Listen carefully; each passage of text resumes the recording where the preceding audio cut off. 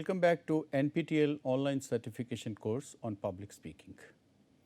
My dear friends, we are in the last week of the series of lectures on public speaking, and in this regard, in lecture number 55, we talked about etiquettes and mannerisms of public speaking. In that lecture, we had referred to some etiquettes of telephonic conversation, talks, or even some conferences. My dear friends, you might all have realized that because of pandemic, we actually got exposed to a different sort of interaction, whether it is in the field of teaching, in the field of medical sciences, in the field of advertisements, in the field of many other related businesses, we could find that online interactions became mandatory. Even though we have already overcome that pandemic, yet a new alternative has come to us to help us save time, to help us save the rigors of geographical hazards. But then what actually remains to be taken into consideration are the challenges that have been posed before us. So, in this lecture, we are going to talk about these challenges of online interactions and how with our etiquettes and mannerisms we can overcome them.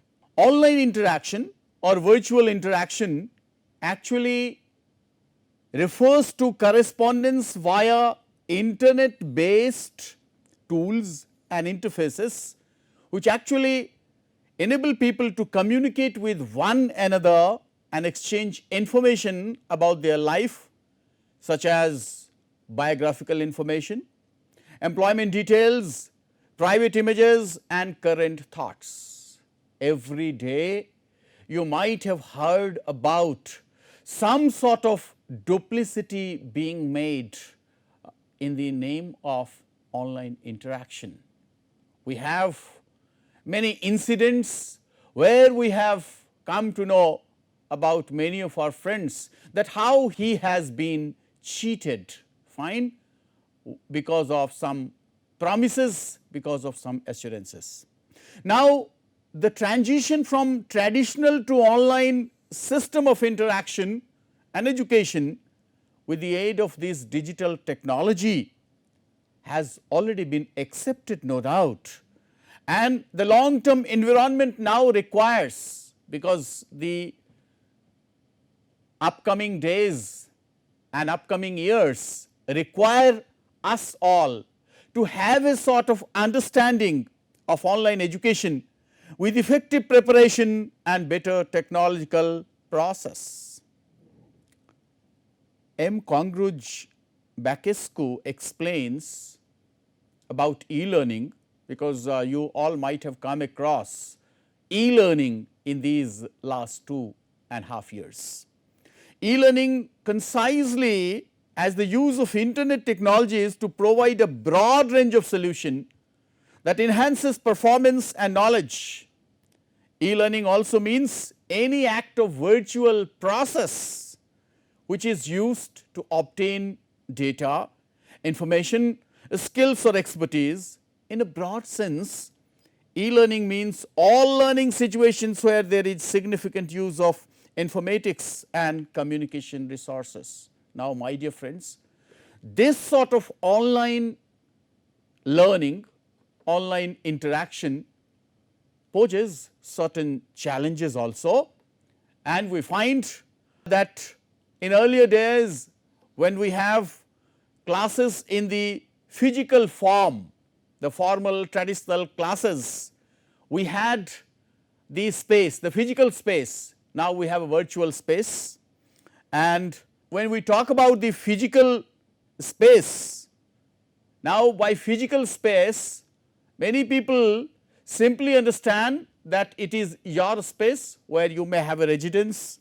Physical space may also mean library, it may also mean hallways, lounges, fine.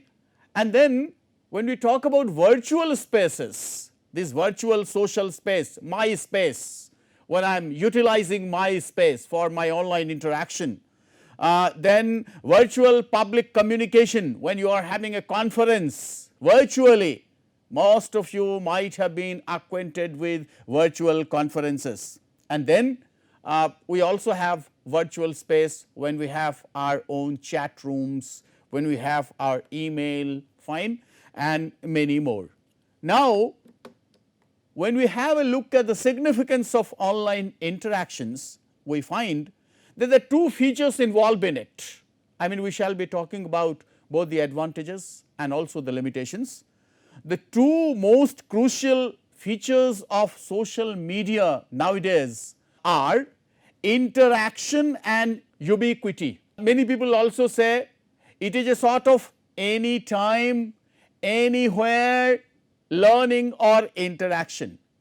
Now, when you talk about ubiquity, it actually refers to an idea that new media technologies impact everyone in the societies in which they are used, even though not everyone in the society may be its target audience. Now, here one question that can come to us is that are everyone, for that matter, having this affordability of these sort of online learnings? Maybe one can, with the help of Android phones and many other gadgets, have it, but can we really ensure that everyone can be covered? In many of our experiences while having an online classes, we might have felt several glitches where our learners in the remote corners do not have this facility, or even if they have the facility, they have certain obstacles. Now, when we talk about interactivity, that is actually the difference between new media and traditional mass media channels. And as A.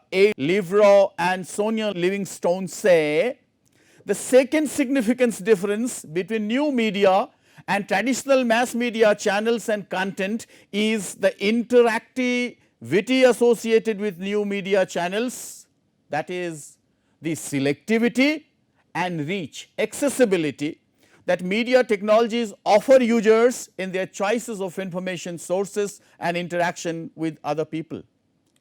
But having all the facilities, there is something that actually is to be understood is that despite the fact about several debates about the quality of mediated communication, maybe computer mediated, internet mediated, particularly when we compare it with a face-to-face communication or interaction, the presumed ideal mode of interpersonal communication, digital interactivity, immediacy and responsiveness has lately been accelerated a qualitatively and substantially distinct experience. Of course, it has provided a new experience which all of us have felt over the last 2 years, but then you will find that still there are certain limitations. Here in this picture you can find that this is actually a reflection of the poll on essential features of social media, where we find that as compared to if we make a comparison between boys and girls, we can find that spatially it varies from urban to semi-urban and to rural areas.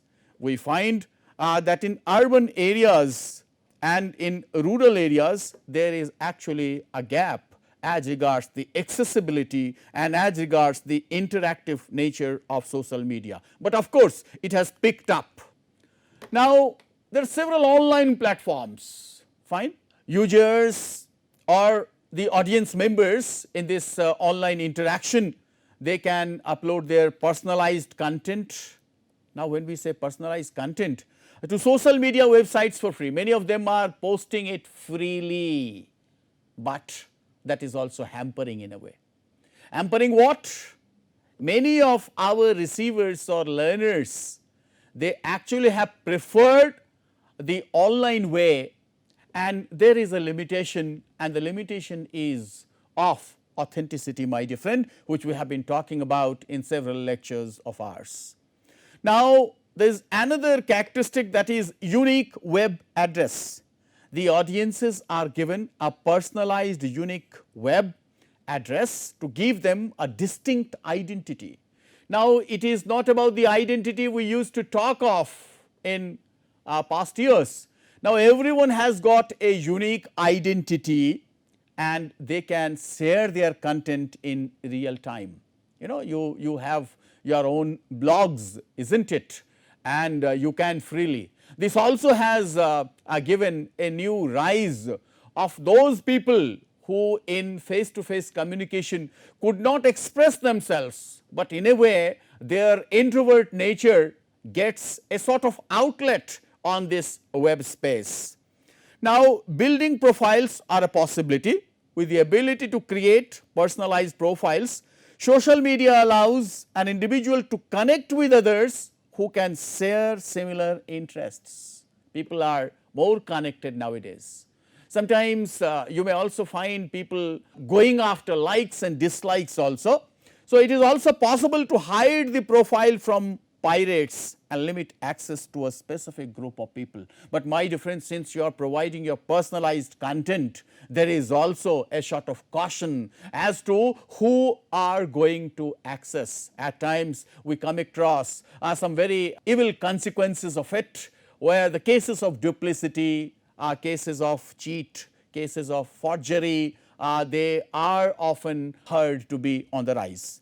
Now, virtual connection has actually made life easier because of having so many friends and relatives being connected, because nowadays the geographical space is shrinking, whereas the online space is widening because of your online identity. So, social media websites have evolved into a platform for virtual meetings. Earlier, we used to have physical meetings, face to face meetings for interviews, for conferences, for debates. Now, these actually have reduced the geographical hazards, and people can appear online and they can share their thoughts, they can convey their views. I am also delivering this lecture online, which you might be receiving at the other end of it. So, the websites even allow users to exchange valuable file, photos and multimedia content, but the need is to be very much wary of, the need is to be very much aware of. Now, what are actually the essential characteristics? When you upload your content in real time, because now time has become very difficult. People have actually lost the respect for time. You can get an uninvited, unnecessary call at any odd hour. You can find people busy with their own identity and with their own time over web anytime. That is why anytime, anywhere communication. So, as the services are available throughout, the audience can upload their personalized content or other files via social media. So, this has now become a new possibility. You ask somebody, earlier we used to seek something and that also in a very physical manner, whether it was a letter or a document or a resume or a data sheet or whatsoever, but now only because of this facility you can get things very easily and in no point of time.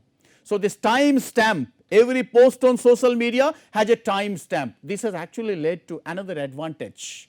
You can understand when a person sent you that message, when the file was uploaded. So, now the possibility of some lame excuses that people earlier used to have can be now ruled out. So, the respondent may choose to respond or not based on the freshness of the post. That is very important. Here you can find technology has facilitated more of a social interaction. Now, you never can feel yourself isolated, provided you have a sort of connectivity, you have a sort of accessibility, fine. So, there is a better connection. As I said earlier, people who are of introvert nature, they also have got some space, they also have got something to share, provided they can do it. But then human nature, as you all know, is very difficult to be changed overnight. Now, what do these digital mediums of instruction or learning provide you? The very first thing is communicate. People have become more communicative. So, the feel is rather lively and it gives the impression of face to face communication. It has also added the benefit of being able to monitor change initiatives, and not only is it for extroverts, but it is also for introverts. Now, people can have collaborations online, fine. At times 2 organizations, 2 institutions, 2 groups, they can collaborate together. Somebody can initiate a topic, a subject, and then you can find there are number of responses depending upon the number of connections you have. So, one person initiates communication through his post and people continue to add comments to the post, which actually furthers the communication process. And another function of social media is to provide an accurate picture of the situation in real time. As I said, Google Analytics, for example, provides a clear picture of the number of visitors at any given time. Setbacks also are easier to detect and losses can be reduced. Of course, it has also lent a very good initiative that people can now save prices, and finances which earlier where financial transactions were on the rise, they can be reduced. Now, many interviews also take place online, and the rigors and rigidities of offline interviews and all, which used to cost a lot, they have actually been reduced. Now, what are the advantages in the 21st century in traditional learning? But we cannot write off traditional learning, fine, right from schooling to then broadcast, and then the content earlier used to be isolated artificial context, people used to write. Now, in the 21st century, you find that the lecture that I am providing you, it will be a sort of record, isn't it? So, there is a facility of getting things recorded, fine. Understanding wise also it is better now, because you can not only listen to the person as the person was in the physical classroom, but at the same time you can find that there is a use of multimedia, isn't it?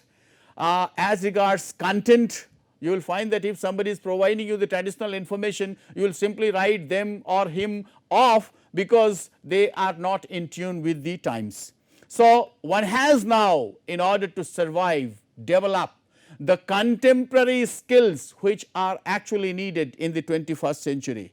You cannot now work in isolation, you have to be collaborative, you actually have to develop critical thinking, you have to develop not only the emotional intelligence, but you also have to have a sort of artificial intelligence which you come across every day. Now, education, in the education sector, you find that there are opportunities galore, provided you may have the required talent with you. Now, when something is very advantageous, it may also have some amount of disadvantage, my dear friends. Since it is online learning, since it is anytime, anywhere learning, maybe it can also invite some sort of troubles. Privacies are already over now, no privacy now. So, we will talk about the advantages as well as the disadvantages. Now, the challenges of online interactions have got some advantages, but they are not without disadvantages, my dear friends.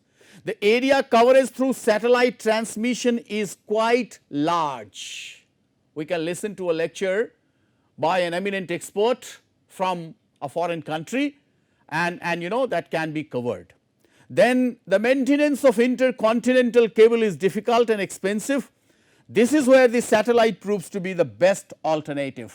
Fine, earlier we used to invite and then the person will come and all sorts of formalities will be there, but now only with a sort of email invitation or a sort of approval from the other party, now we can bring good speakers, effective speakers, experts for our conference and all.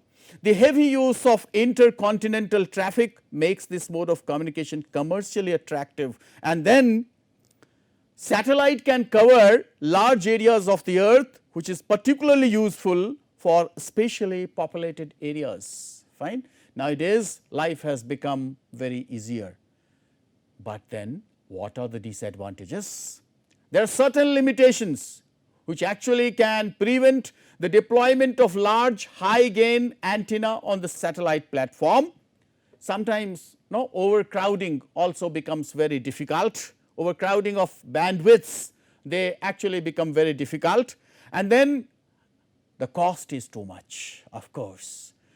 The high investment cost and incidence cost associated with a significant probability may at times provide us some amount of disappointment as well.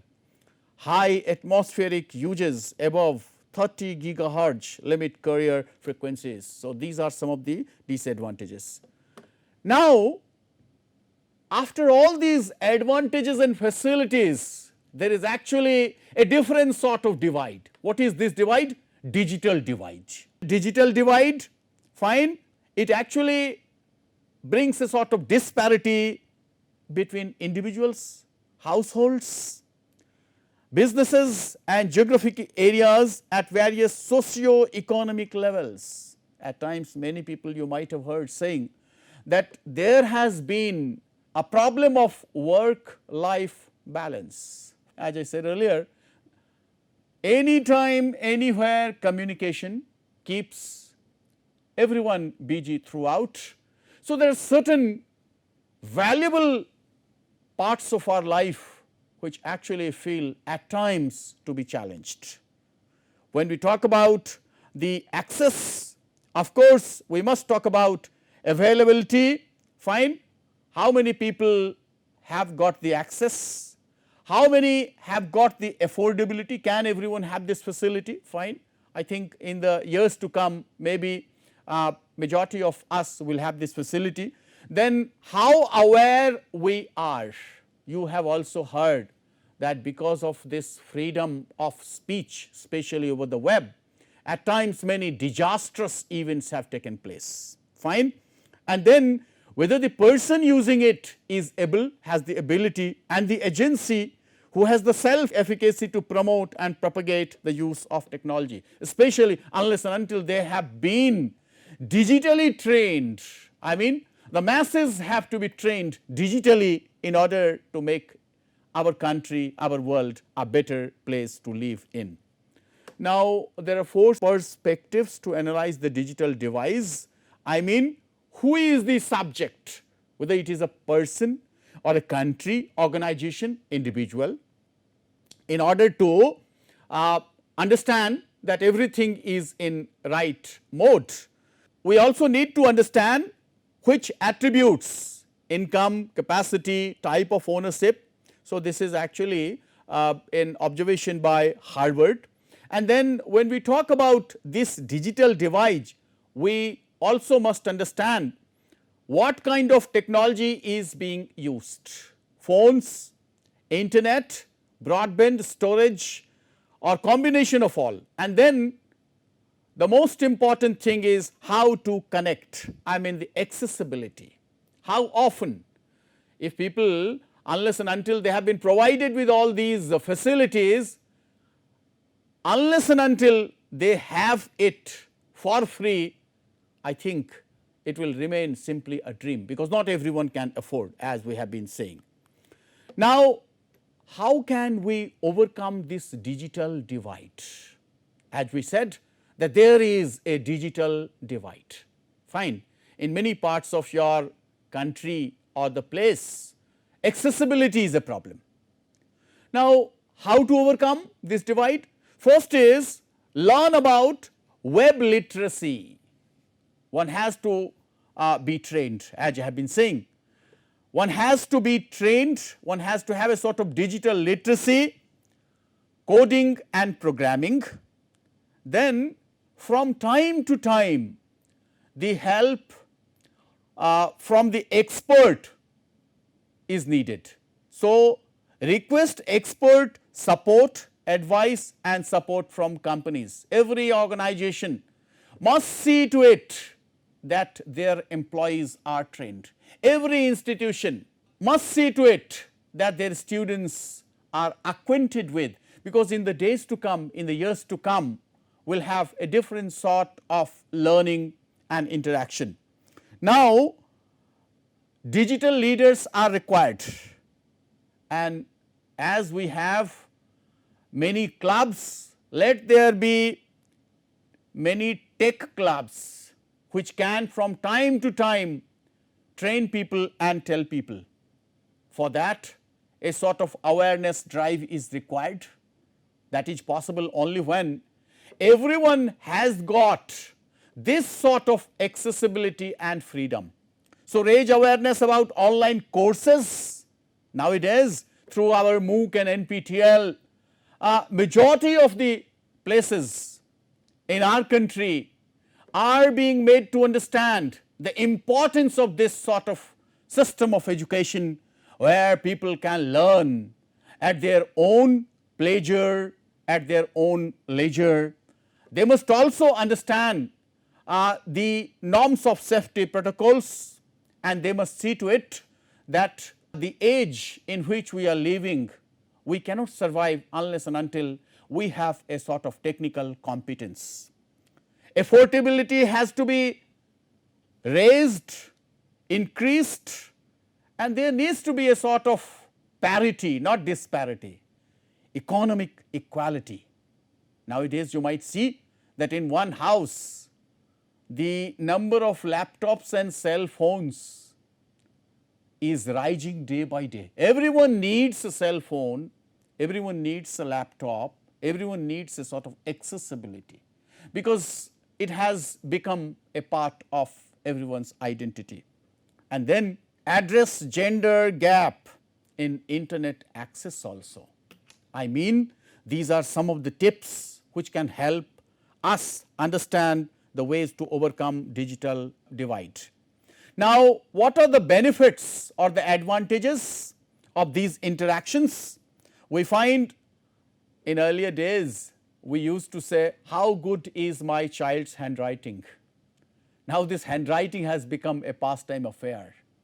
Majority of the people are trained to word process, fine. They are acquainted with emailing, fine. They know photo editing, they also have spreadsheets, but then the portability is what matters, the ease of access, the reduced need of physical infrastructure, these are some of the advantages. And as regards cost, when everyone will have this facility, naturally the cost will come down. And then flexibility, which is the hallmark, it is not only a hallmark, but at times it also becomes detriment, because sometimes you feel like writing a mail at midnight. Sometimes you may feel the need of listening to a lecture at midnight, but at that time you need to practice some amount of mannerism to see that other people are not affected, other people are not disturbed. There are certain key challenges. What are these key challenges? Privacy, as I have been saying. Now, privacy has been compromised with. Privacy is actually the primary challenge that this social media presents. Many people, only because their privacies are going to be sacrificed, they try to refrain themselves from participating in a discussion, either out of fear or of the fear of getting their privacy invaded. I have met some people who often tell me that they do not use WhatsApp. Now, there are still people like one who says that they are either not on Facebook or on WhatsApp, and they do not have much access to internet. There is another commercial advertisements, which actually pose a lot of problems. Nowadays we are living in an age where OTT is ruling the roost, and many people, the traditional mode of watching a movie is now a pastime affair. So there is even in terms of entertainment, many people prefer to go to OTT, but then through that you will find commercial advertisements are on the rise. One of the critical challenges posed by the web world is strict enforcement of restrictions.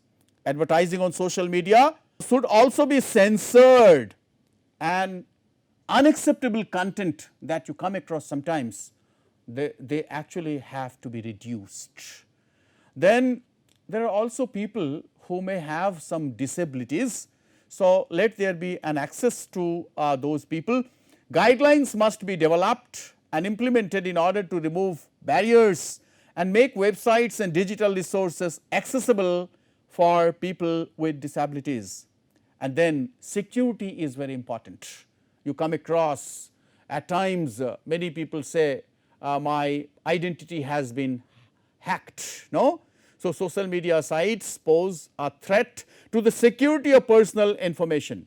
Now, every now and then getting many calls, unnecessary rather, of getting an award, of getting this facility, sometimes free cards and all these, they actually pose a lot of misery to us. So, this turns out to be another significant challenge which is being posed by social media. Deception is one of them, fine. So, the identity of the person who joins social networking sites might at times be forced.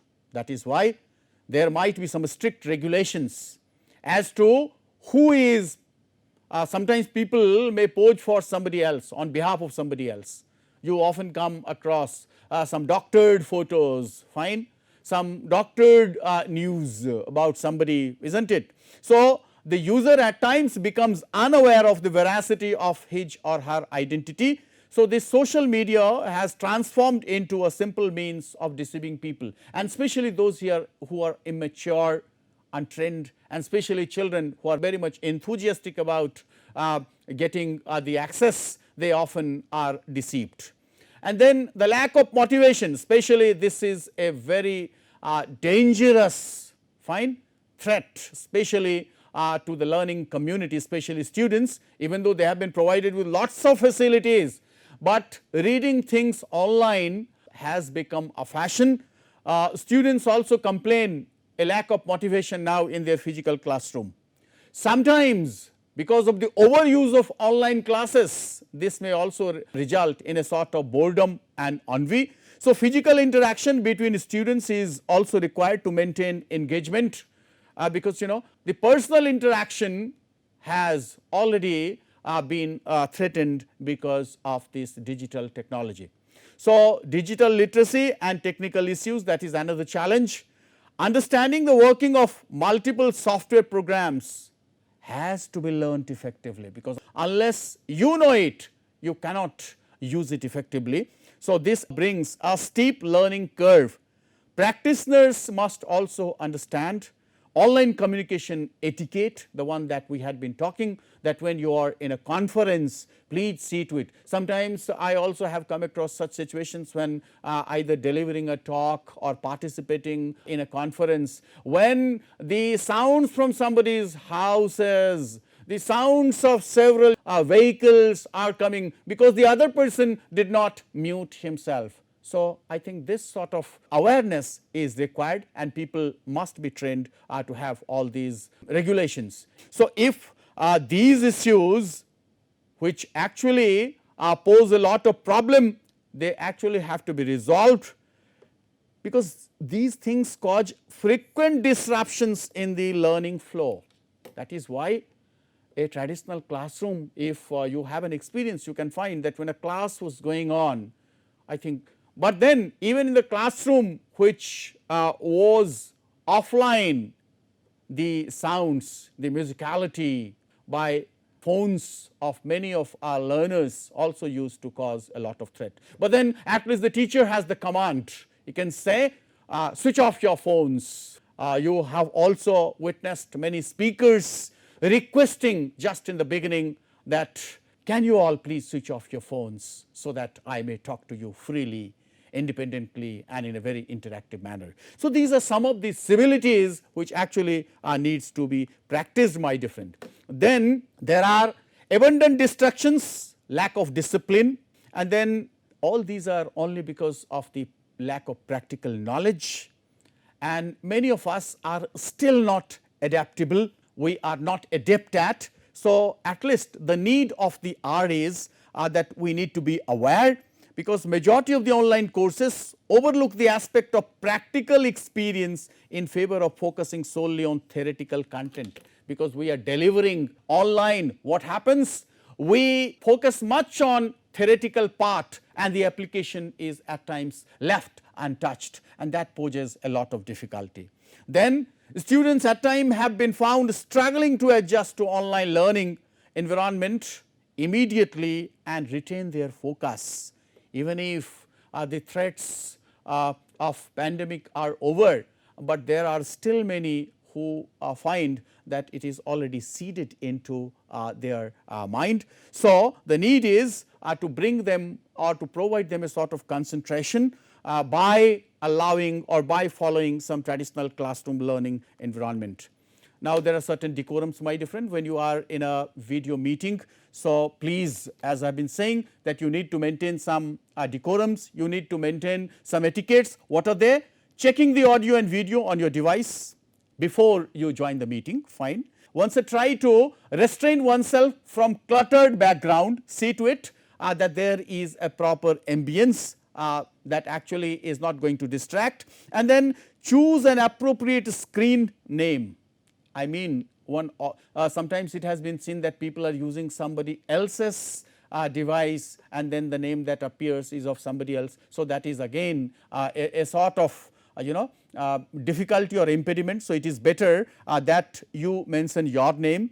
And one thing that is very important, that since conferences, workshops and classes are guided by time, it is always better for those who are going to join, they must join on time, either 5 minutes before, that is better, because the speaker feels great if people or audience members are waiting for them. So, mute yourself when you are not talking, and when your time comes, please unmute, fine.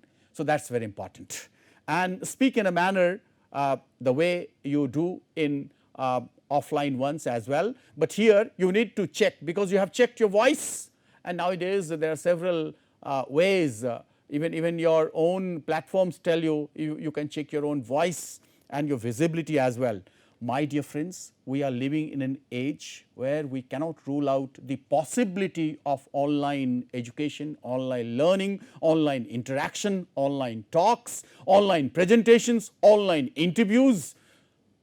The time has come that we developed ourselves, we trained ourselves to the requisites and the expectations of the online mode. Before we come to end this talk, my dear friend, let me make a mention of a quote by Rashid Ogunlaro, who says, "The internet and online communication is the window into your world, but real life, in-person communication, connection is the door." Now, it totally depends, my dear friends, upon you how you try to maintain those connections, whether online or offline, because ultimately you are emerging as an effective public speaker, and you know the nuances and the subtleties, the style, the tone, the delivery, fine, the pitch, the variations, and all these are going to help you become an effective public speaker. With this, please permit me to end this talk on this note with a lot of optimism till we meet for the next lecture in the next class. Thank you very much. I wish you all a good day.